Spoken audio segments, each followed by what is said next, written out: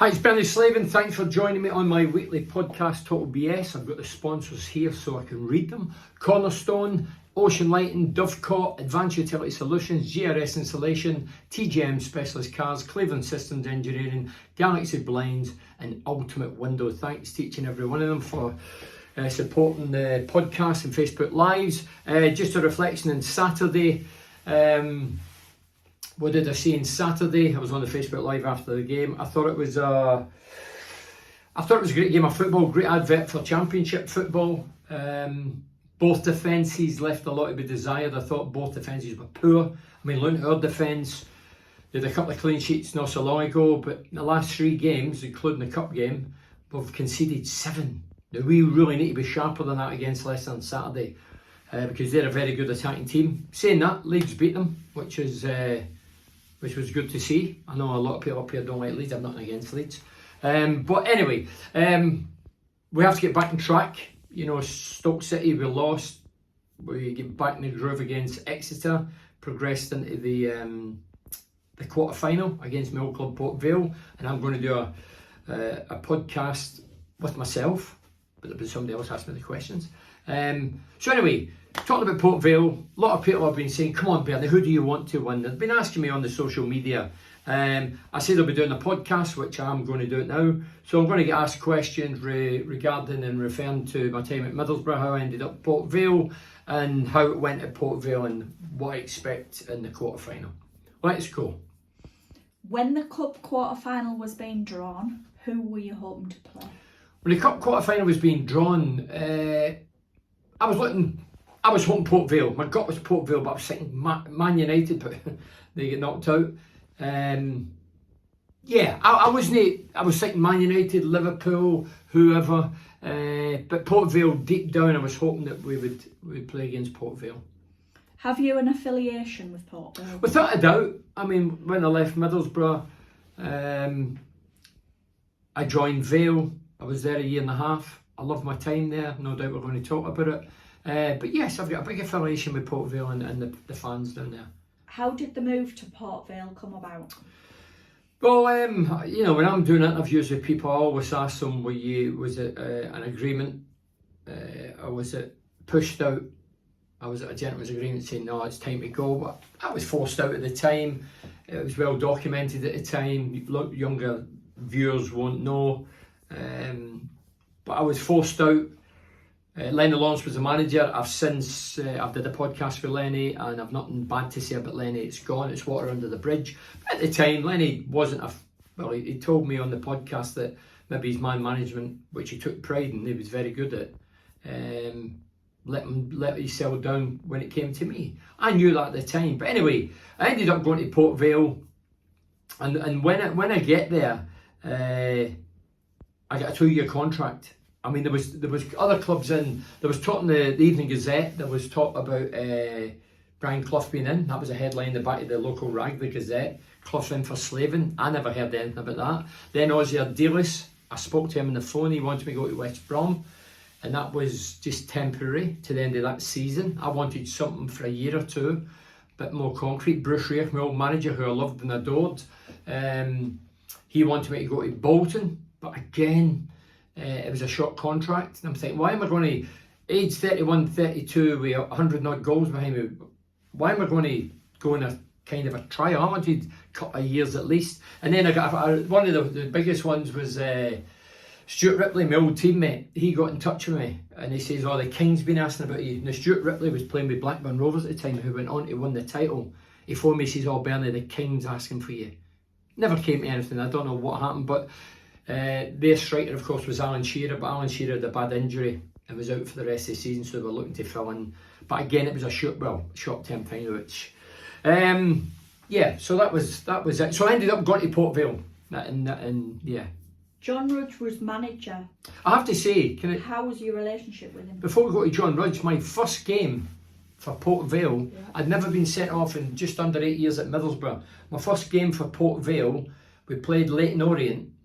And the first half, the centre-half, don't know his name, was a big, built at a brick shit house centre-half, typical hammer thrower, and just booted me for the duration of the 45 minutes. And in the second half, he'd done me again, and I just gave him it. and I get sent off, and I get sent back to the dressing room. It was a nightmare start for me. I didn't want to go. I was forced out. Yeah, I got the 2 years that I wanted, contract and a few quid, but deep down I wasn't entirely happy. I took my frustration out, and it was funny because one of the lads came in, one of the Port Vale substitutes came in late on, and he went, "Oh, Bernie, we're getting beat 2-0. Oh, and I was thinking, dear God, I'm going to get the brunt of this. Anyway, he was lying. We actually won 2-1. So they didn't need me that day. So John Rudge, manager. John Rudge was a lovely human being, lovely guy. One of the longest serving managers. I think there was him, Dario Grady. And I think Jim Smith, the Bald Eagle, I think he was a coach at Middlesbrough under Colin Todd. I think those were the three run about then that were longest serving managers. My relationship with John Rudge was good. Yeah, he gave me an opportunity, he gave me the contract I wanted, and hopefully I did him justice. Is it true you had a training ground bust up while in the Potteries? Yeah, it was actually. We played... No, we didn't. Yeah, we were playing a training ground game. It was 11v11. It was the Stiffs versus the first team. The Stiffs mean the reserves. And I'm in the first team. And Peter Swan, who was a regular first team player, for whatever reason, he finds himself in the reserves, the Stiffs. So I'm up against Swanee. He's a centre half. He's 6'4", built at British House. I'm up against him. Anyway, goes by him, scores. And as we're jogging back, Martin Foyle, my striking partner for Port Vale, says, "By the way, he'll do you the next time if you try and go by him again." So I says, "Let's see." So anyway, I get the ball again. I go at him, take him on. He's no intention to tackle and win the ball. His intention is just to boot me, and he boots me. And I've jumped up and now I'm looking at him, I'm saying, "Because you're fucking 6'4", you think you're it? You think everybody's scared of you and intimidated by you?" Anyway, John Rudge is he's coming over saying, "Lads, calm down, calm down." And I've respected the manager, he's like 3 yards away. And I've looked like that to John Rudge, and as I've turned round, he has just hit me, bang, right in the face. And I just stood and I went, "You bastard, you're getting kneecapped." Anyway, John Rudge came over, commotion, ended up back in the changing room. And Swanee, his father seemingly used to play for Leeds, but Swanee was a massive guy, and he was just a fairly tough lad, but I liked Swanee. But anyway, he lost the rag, and I says, "Listen," I says, "don't you take it on me. If you want to punch anybody, punch John Rudge, the manager. He picks it to him, not me." Anyway, we were pals after that. It was all, again, done and dusted, and that was the end of that. And by the way, he never got kneecapped. Right. I didn't think about it. Yeah. My contacts. Can you remember the time Port Vale played Southampton and FA Cup ended having replay? Yeah, so Southampton, we were drawn against Southampton down at the Dell, and my first kid had been born, and I wasn't training that week, so I travelled with the team to Southampton, but I was on the bench because I hadn't trained. I didn't see any football, everything was up in the air because of the new kid, my kid was called Dominic. And anyway, I come off the bench, and within 10 minutes, Benali, I'm sure that's his name, the left back, he's pulling and hauling and kicking me. I'm saying, "Referee," and I've got my hands up. It's a foul. It's undoubtedly a foul. Anyway, unknown to me, he'd been sent off the week before, but I hadn't seen match of the day or whatever, so I didn't know this because I was too involved with my newly born kid. So anyway, the goalkeeper, Besson, ex-Wimbledon goalkeeper, 6'4", he's looking down here and he's giving me it, and I went, "Oh fuck," and I've done that, and I've not punched him, I've just slapped him. And as I slap him, his eyes go and he wants to kill me. And then there was him, Moncow, Letizia, the whole team was chasing me. They all wanted to kill me.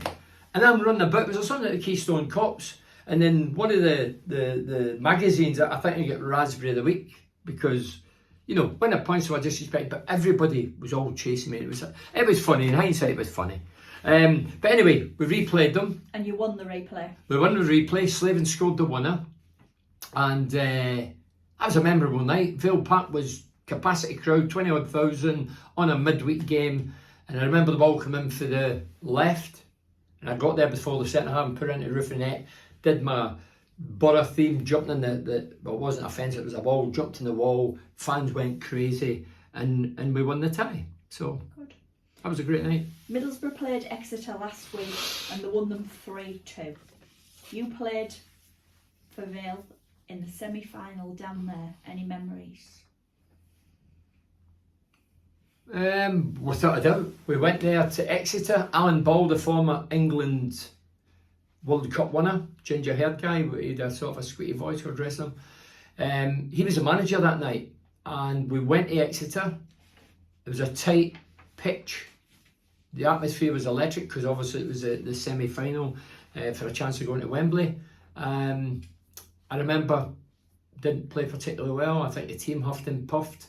The goals were, well, there were no goals. And then late on in the game, the ball went through and it was me against the keeper. And I got there first. And it was at the Vale end. I remember talking about Peter Swan, he came out and gave us a kiss. I've got a picture with Ian Taylor, who played for Aston Villa, cuddling me. It was a great night. It was a great night down there celebrating the victory. And that was the first time that Port Vale got to Wembley since 1875. And that's the first time Middlesbrough got to Wembley. Wow. So you've been to Wembley with Middlesbrough, then Port Vale, within a 3-year period. How important was it to win? It was vitally important because I'd been there with Middlesbrough in 1990 and we faced Chelsea in the Zenith Cup final. People say, Zenith Cup final, what the hell was that? It was a cup competition back then. We played Chelsea. It was capacity crowd at Wembley. I think it was 78,000, whatever it was. It was jam-packed. And we beat 1-0. Tony Dorigo scored the winner. And then obviously I got to Port Vale. As I say, I scored against Exeter. I ended up at Wembley. It was vitally important to try and sample, obviously I go there as a goal scorer thinking I want to score a goal, want to play well, I want to win the trophy. And anyway, it went to plan. But I'll tell you, the biggest motivation for me was, as I'm coming out the tunnel, I played with former teammates Paul Kerr and Dean Glover. As I'm coming out the tunnel for the warm-up, Nookie Bear, Paul Kerr, they call him Nookie, not because he likes women, it's his eyes, Nookie Bear, the bear. He says, by the way, do you know who's doing the commentary, the co-commentary today? Lenny Lawrence. I thought, no, manager, Lenny Lawrence. I said, come on. And that was the biggest motivation I got because he was the one that let me go and get rid of me. I have to say, to be fair to him, I ended up, he gave me man of the match. I think I got a bottle of champagne. Anyway, and on that day, I set the first one up for Paul Kerr, my old Borough teammate. He went through, kept his cool composure, great finish. And then I scored the second, which turned out to be the winner. When I played a sort of a 1-2, it came back to me. Chest volleyed it, half volleyed at bottom corner. That was an absolute fantastic day to win a trophy. But then I went there again a week later in the playoffs. And we played West Brom. And Peter Swan's got a lot of mentions. He gets sent off early doors and we ended up getting humped, gubbed, walloped, humiliated 3. I never got a kick, the team never got a kick, and that was tail between the legs. Right. On the subject of Wembley, 1990 was Middlesbrough's first ever appearance. Bruce Rioch got sacked before that game. Yeah, that was one of the disappointments. When I reflect on the Chelsea game, that was a big disappointment. I love Bruce Rioch. I had many a verbal ding-dong with Bruce, but I respected him and loved his style of management. And for me, he's the greatest ever manager in Middlesbrough's career. We were struggling in the league. I can't defend that. Bruce knew that. But when we got to the final, don't forget he was in charge right through every round. Just before the final, he gets sacked. I remember we were training at Durham. A training ground in Durham, Maiden Castle. And Bruce came in and told us that he was getting his marching orders. And I remember being absolutely gutted. The lads were, majority of the lads were. A lot of the lads were younger than me, but I came through with Bruce, 3rd, 2nd, 1st, and against all the odds. And then he gets sacked. So that day at Wembley, it was no surprise we get beat because Bruce had been sacked. Colin Todd, number 2, had taken over the hot seat. He was meant to lead us out, but he didn't want to. He gave it to Tony Mowbray, who was our captain, and Mugger had been injured with a pelvic problem, so he ended up leading us out. So we missed Mugger, we missed Bruce. It was just a day to forget. A week after winning the Autoglass Trophy, you faced West Brom at the Twin Towers. Yeah, I mentioned that. You know, facing West Brom. After the game, I'm thinking, I could have been with West Brom because all the deal was I spoke to him. And I didn't go because of the short-term contract. But I remember going to the car afterwards. I was gutted. Because the Autoglass a week previous to that was brilliant, but this had just wiped it all out. And as we were going back to the car, I always remember Borough fans, West Brom fans shouting, "Oh, Slavin, you should have signed for West Bromwich Albion." But, yeah, well. 3 trips to Wembley, not bad. It was actually 4. I went there with the Republic of Ireland. The score was 1-1. Niall Quinn scored. I was in the squad. I remember the training on the Tuesday. We played England. It was a European qualifier. I was in the squad. I didn't play. But I was in the squad, trained in the Wembley turf on the Tuesday for the Wednesday night match. And the training, just the usual big jack training, 5-a-side, bit of messing about, few laughs. And then shooting practice. But the shooting practice was bizarre. Because the shooting practice was, Jack went, Niall Quinn, centre forward, in goal, Tony Cascarino, in goal, and I'm thinking, well, you've got Packy Bonner and Jerry Payton, 2 goalkeepers, international goalkeepers. What are we going to be doing here? He says, right lads, get the ball in the 18-yard box. The idea is you need to shoot, but you have to chip them, a chip shot. And the 2 guys on the goal line, Cascarino and Niall Quinn, can't use their hands, they have to header the ball off the line. And that was the training before a qualifying game against England at Wembley. And at the end of that training session, I remember the Birmingham 6, who were falsely accused. There was a couple of them there. I don't know who they were, what they were. And Jack says, lads, over here, we'll get a picture with these guys. I don't know what that was all about. Got a picture. And then the next night, England won, Republic of Ireland won. Niall Quinn scored. So shows you it's not what you do at training. It's a myth. All these modern managers, how you train, and that's not true. How long were you at Port Vale? And you played with a couple of former Borough players down there. Well, I mentioned them earlier. Paul Kerr and Dean Glover were 2 smashing players. They'd arrived at Middlesbrough from Aston Villa. And before I joined Port Vale, I actually spoke to both of them. I phoned them, not with mobiles, on the house phone, and asked them, would it suit me, Port Vale? Do they play football? That was the one thing I had to know. Do they play football? Is it a good pitch? Do they pass it around? And they convinced me that it was football, and I have to say they were right in everything they said. Good. How long were you there? 1.5 years. Okay. Are you making the trip to Vale Park for the quarter final? I'll be going to Vale Park. It's funny because when the draw is made, the draw finally get made about, it was meant to be 11, it was about 11:10 to come on. And when it was Port Vale, I was thinking, wow. And I'll be honest, I got in touch with, I sent an email, got my message at the end of an email, just asking would they be contemplating inviting any of the former Port Vale players there for the cup game. I introduced myself because obviously people behind the scenes change, and within a few hours I got a phone call saying, "Hiya, it's Susan from Port Vale," and it made me laugh because they went, "Are you all right, Duck?" That's what they say down there. "Are you all right, Duck?" Mm-hmm. I could have been easily offended, but it made me laugh, made me get back in the memories of Port Vale. So yeah, they've invited myself and a couple of more down for that game. Right, I noticed you posted a picture of your 2 number 7 shirts, Port Vale and Borough. Are you proud of them? I'm very proud of them. They're the two biggest ones I've got, because both clubs were formed in 1875, and both are history shirts because that's the first Wembley appearances. So I've reluctantly, people have been wanting to buy them over the years, but no, I've held on to those because they mean everything, without a doubt. And they're unwashed. And I have to say that the reason I put unwashed on the social network the other week there was because anybody looking, you might see a few stains and think, what is... That'd be stinking. Who do you want to win, and who do you think will win? Well, people's been asking me, I've been inundated since the draw was made. But if I come on, Bernie, tell us who you want. Bernie, who do you want to win? Look, I used to jump the fence. I've never sat on the fence when it comes to football. I want Middlesbrough to win. Good. Well, it's not your position to say good. I want Middlesbrough to win. Why? Because I was at Middlesbrough nearly 8 years. I was at Port Vale 1.5 years. I love my time at Port Vale, the potteries, Burslem, loads of great memories. But no, Borough, I was there 8 years. I live in Teesside. I go to every game. I watch every game. I commentated in every game with the late great Ali Brownlee. I love Middlesbrough. My heart's in Middlesbrough. They gave him a big opportunity in football. Don't forget, I was part-time, never sampled full-time. I never played in the top flight, never played, but I achieved all that with Middlesbrough. So, Middlesbrough. And who do I think I won? Middlesbrough. And there's a bit of connection. I think Big Pizzo, the centre forward, not the, well, a lot of people didn't rate him. I thought he was a bit of a cult hero when he joined us, but he gets shipped out. I believe he plays there.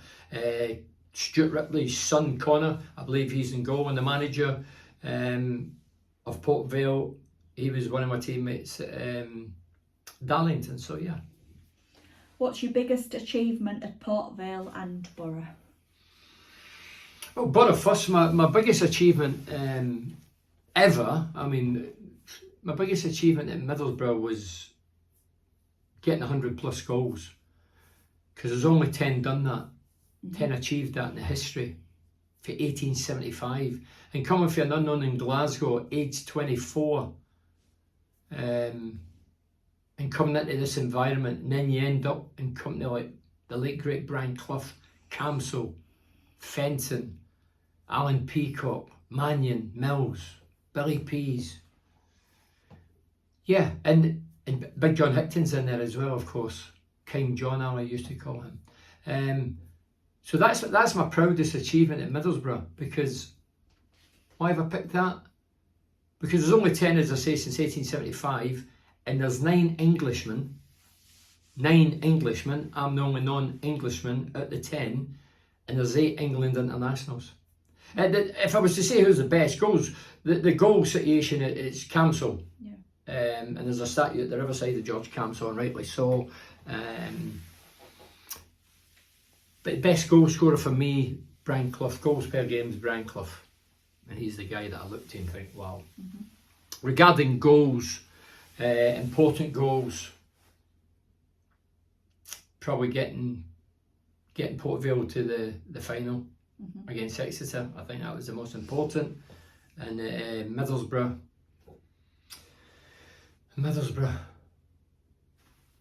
I could say scoring the winner going to Wembley, that was big, but I think the biggest one of all was relegating Chelsea.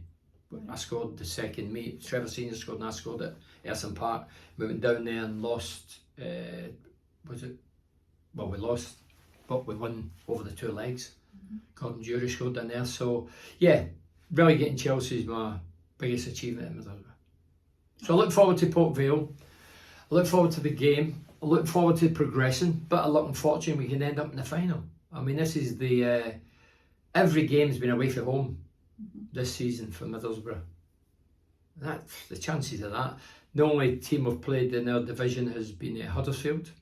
So beat Port Vale, hopefully, and then meet one of the big guns. Hopefully it's a home tie, capacity crowd, but a lot unfortunate, end up semi-final.